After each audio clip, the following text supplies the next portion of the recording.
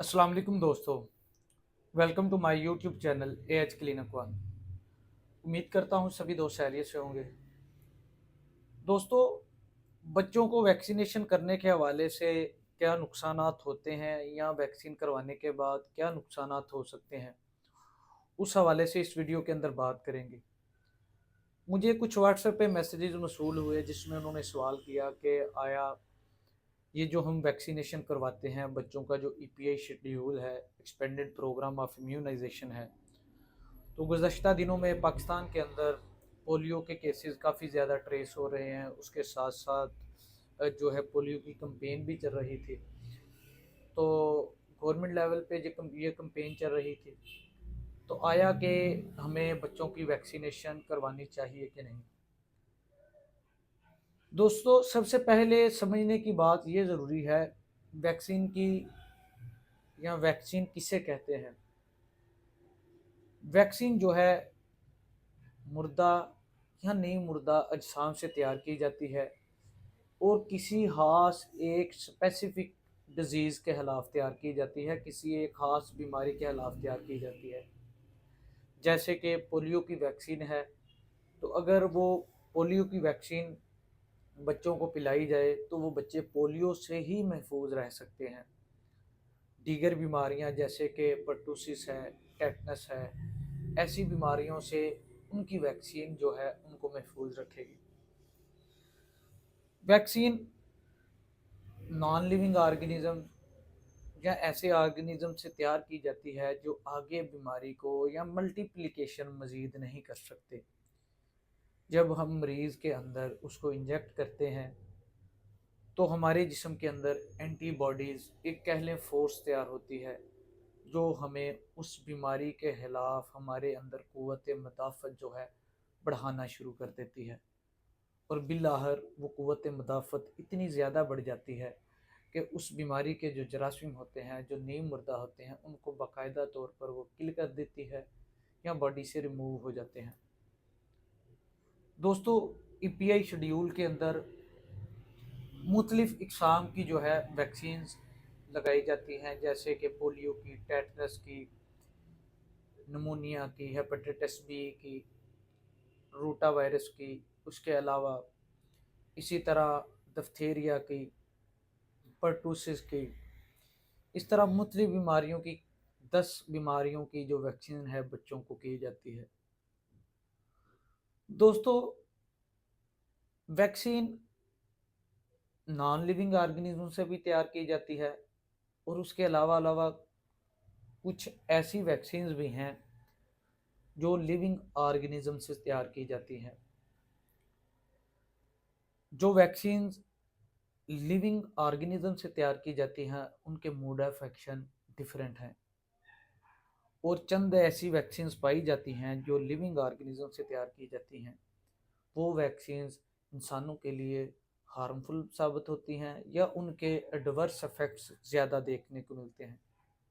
इसके अलावा कोई भी मेडिसिन हो, कोई भी चीज़ हो जो इंसान की बॉडी पे अप्लाई की जाए, उसके एडवर्स इफ़ेक्ट्स आ सकते हैं, आया कि वो वैक्सीन ही क्यों ना हो। बाज़ दफ़ा बच्चों को जब वैक्सीनेशन करवाई जाती है तो जो कॉमन चीज़ें बच्चों के अंदर देखने को मिलती हैं, हाई ग्रेड फीवर या जिस जगह पे इंजेक्टेबल थेरेपी की जाती है उस जगह का लोकली स्वेल कर जाना या पेन फील होना, रेडनेस होना, ये कॉमन सिम्टम्स देखने को मिलती हैं।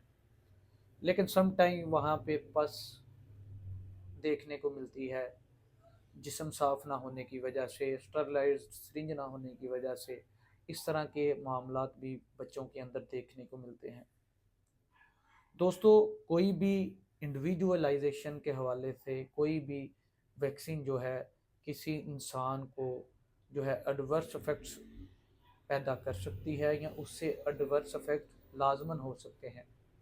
उसकी बेशुमार वजूहात हो सकती हैं, जैसे कि जिस बच्चे को वैक्सीन की जा रही थी उस बच्चे का जिस्म साफ़ नहीं था, कंटेमिनेटेड बाजू था या लेग कंटेमिनेटेड थी, गंदी थी।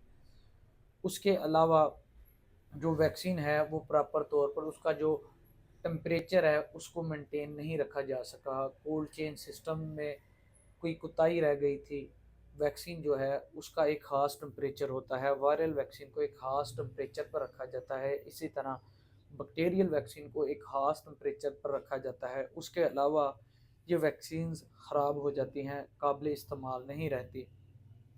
तो अगर वो टेम्परेचर मेंटेन ना रखा जा सके, वैक्सीन काबिल इस्तेमाल ना रहे, तो अगर बाई चांस गलती से या ह्यूमन एरर की वजह से वो वैक्सीन अगर अप्लाई कर दी जाए तो बाज़ दफ़ा उसके एडवर्स इफ़ेक्ट्स देखने को मिलते हैं। लेकिन वक़्त के साथ साथ साइंस में जिद्दत आई, बेहतरियाँ आईं, काम को मज़ीद फ़ाइन किया गया, उसमें मज़ीद बेहतरी लाई गई। तो बहुत सी ऐसी वैक्सीन हैं जिनको जो इनिशियली एडवर्स इफेक्ट्स जिनके देखने को मिलते थे उन पे काबू पाया गया, जहाँ पे कमियां कुताहियाँ थीं उनको बेहतर किया गया, कोल्ड चेन सिस्टम को बेहतर किया गया, ताकि लोग जो हैं या जो बच्चे हैं वो ये जो एडवर्स इफेक्ट्स उनके अंदर डेवलप करते थे वो कम से कम कर दिए जाएं। और काफ़ी हद तक इन चीज़ों पर काबू पा लिया गया है। इसके अलावा स्टरलाइज सिरिंज का ना होना दीगर बेशतर वजूहत बन जाती हैं जिनकी वजह से जो साइड इफ़ेक्ट्स या एडवर्स इफ़ेक्ट्स बॉडी के अंदर प्रोड्यूस हो सकते हैं, या मरीज़ की हसासियत के हवाले से, सेंसिटिविटी के हवाले से भी किसी खास मेडिसन, किसी खास वैक्सीन के खिलाफ हसासियत के हवाले से भी बच्चे के अंदर जो है एडवर्स इफ़ेक्ट्स जो हैं डेवलप कर सकते हैं। जैसे कि डिप्थीरिया की वैक्सीन ऐसी है, बाज़ दफ़ा उससे बच्चे को हाई ग्रेड फीवर, साथ ब्लड वॉमिट या ब्लैक वॉमिट जो है बच्चा करना शुरू कर देता है। फिर डिप्थीरिया की वैक्सीन नहीं, सिर्फ पर्टूसिस की वैक्सीन नहीं, सिर्फ डीटी वैक्सीन, डिप्थीरिया और टेटनस की वैक्सीन की जाती है। पर्टूसिस के, काली खांसी के बाद दफ़ा एडवर्स इफेक्ट्स बच्चों के अंदर देखने को मिलते हैं। सो दोस्तों, हमें कोशिश करनी चाहिए जो हमारे छोटे बच्चे हों जिनकी उम्र 5 साल से कम है उनको बर वक्त वैक्सीन करवाएं, और उसके साथ साथ जो उनकी बूस्टर डोजेज़ हैं उनको भी कंप्लीट करवाया जाए, ताकि ये जो 10 बीमारियां हैं जैसे कि असरा, polio, tetanus, pneumonia, hepatitis B, rota virus, dysentery, उसके अलावा बच्चों को मज़ीद जैसे डिप्थीरिया है, काली खांसी है, इस तरह की जो बीमारियां हैं वो बच्चों को लाहक ना हों। दोस्तों, इंशाल्लाह नेक्स्ट वीडियो के अंदर मज़ीद वैक्सीन के हवाले से हम कुछ गुफ्तगू करेंगे, आप लोगों को गाइड करने की कोशिश करेंगे ताकि आप अपने बच्चों को इन मुहलिक बीमारियों से महफूज रख सकें। मैं उम्मीद करता हूँ आपको ये वीडियो पसंद आएगी। इसके अलावा जो दोस्त मेरे चैनल पे नए हैं, चैनल को सब्सक्राइब करें, बेल आइकन के बटन को प्रेस करें, ताकि हमारी आने वाली हर नई वीडियो आपको बर वक्त मौसूल हो सके। शुक्रिया।